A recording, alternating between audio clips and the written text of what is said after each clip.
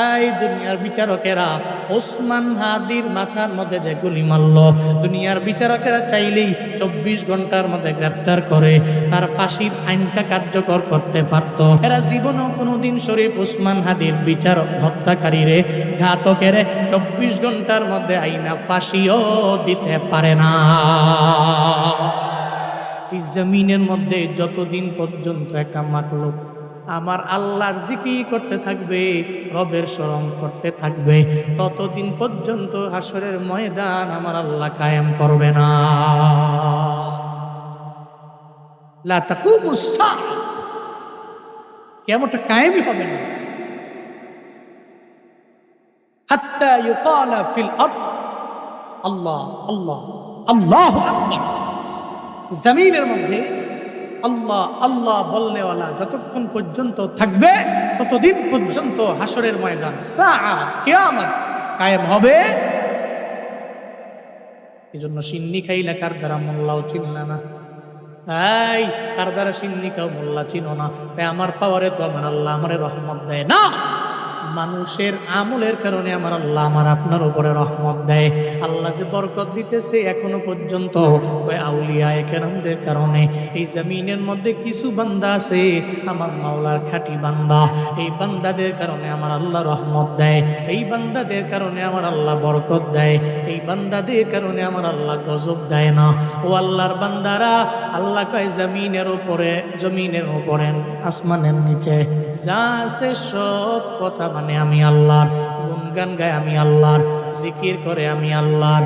লিল্লাহি মা ফিস সামাওয়াতি ওয়া মা ফিল আরদি ওয়া ইন তুবদু মা ফি আনফুসিকুম আও তুখফুহু ইউহাসিবকুম বিহিল্লাহ ফায়াগফিরু লিমান ইয়াশাউ ওয়া ইউআযযিবু মান ইয়াশাউ ওয়াল্লাহু আলা কুল্লি শাইইন কাদির। চিল্লায় জোরে করে পড়েন আল্লাহু আকবার। আল্লাহ পাক বলেন সবাই তো জিকির করে আমি আল্লাহ, তবে বান্দা শুনো, ওয়া ইন তুবদু মা ফি আনফুসিকুম আও তুখফুহু ইউহাসিবকুম বিহিল্লাহ, তুমি অন্তরের মধ্যে যা রাখো আবার প্রকাশ্যে যা করো সব ব্যাপারে আল্লাহ তোমার কাছ থেকে হিসাব নিবে। আল্লাহর জবাবদিহিতার কাঠগড়ায় দাঁড়ানো লাগবে কি লাগবে না? লাগবে নি? আল্লাহ কওয়াইন তুবদু মা ফি আনফুসিকুম, তোমাদের অন্তরের মধ্যে তোমরা যা গোপন রাখো, আও তুখফুহু আর যা প্রকাশ্য করে ফেলো, অন্তরে যা রাখো আর যা প্রকাশ্য করে ফেলো সব ব্যাপারে আমার আল্লাহর দরবারে হিসাব দেওয়া লাগবে, জবাবদিহিতার কাঠগড়ায় দাঁড়ানো লাগবে। দুনিয়াতে তো জবাবদিহির কাঠগড়া টাকার মাধ্যমে ডানে বামে হয়ে যাইতে পারে, কারণ দুনিয়াতে বিচারকেরা নিজের দামি হাকিম বানাতে পারে না, দুনিয়ার বিচারকেরা আদেল না, দুনিয়ার বিচারকেরা ন্যায় বিচারক নিজেরা বানাইতে পারে না। ওয়াইদা হাকামতুম বাইনান নাস আন তাহকুমু বিল আদল, দুনিয়ার বিচারকেরা আদালত কায়েম করতে পারে না, কিন্তু আমার আল্লাহ তো এমন বিচারক, দুনিয়ার বিচারকেরা চাইলেই তো টাকার মাধ্যমে ডান বাম করে। এই দুনিয়ার বিচারকেরা ওসমান হাদির মাথার মধ্যে যে গুলি মারল, দুনিয়ার বিচারকেরা চাইলেই 24 ঘন্টার মধ্যে গ্রেফতার করে তার ফাঁসির আইনটা কার্যকর করতে পারত, কিন্তু দুনিয়ার বিচারকেরা কেন করে না? কারণ দুনিয়ার বিচারকেরা তো টাকার দরবারে বিক্রি হয়ে যায়, আর যারা টাকার দরবারে বিক্রি হয় এদের কাছে জীবনেও মাজলুমের চোখের পানি, জীবনেও এদের কাছে কোনো কিছুই ভালো লাগে না, মাজলুমের চোখের পানি এদের কাছে কোনো গুরুত্বের মনে হয় না, এরা জালেমের টাকায় চলাফেরা করে। এই জন্য ডে বাই ডে এরা এমন হয়ে যায় ফি কুলুবিহিম মারাদ ফাযাদাহুমুল্লাহু মারাদা, এদের অন্তরের মধ্যে ব্যাধি, আর ডে বাই ডে টুডে আজ কাল একটা পর্যায়ে তার অন্তরের ব্যাধিগুলো বাড়তেই থাকে। সে তো জীবনেও কোনোদিন কোনো মাজলুমের পক্ষে দাঁড়াইতে পারে না, কারণ যাদের ভিতরে তাকওয়া নাই, রবের ভয় নাই, আল্লাহর আয়াত মাইনা নিজের বিচারক বানাইতে পারে না, এরা জীবনেও কোনোদিন শরীফ ওসমান হাদির বিচারক হত্যাকারীরে ঘাতকের 24 ঘন্টার মধ্যে আইনা ফাঁসিও দিতে পারে না। কিন্তু আল্লাহর বিচারের কাঠগড়া কেমন? আল্লাহ বলেন রবের বিচারের কাঠগড়া হলো এমন, আল্লাহ কয় বান্দা তোর অন্তরের মধ্যে যা আছে সব বিষয়ে হিসাব দেওয়া লাগবে কি লাগবে না? আবার প্রকাশ্যে যা করো সব ব্যাপারে আল্লাহর দরবারে হিসাব দেওয়া লাগবে। মুহাসিবুকুম বিহিল্লাহ, আল্লাহ কয় হিসাব দেওয়া লাগবে রবের দরবারে। তবে বান্দা আমার আল্লাহ তো এমন মাওলা, চিল্লায়া বলেন না ফরিদপুরের সালকার মুসলমানেরা সুপ্রিম পাওয়ারের মালিক কে?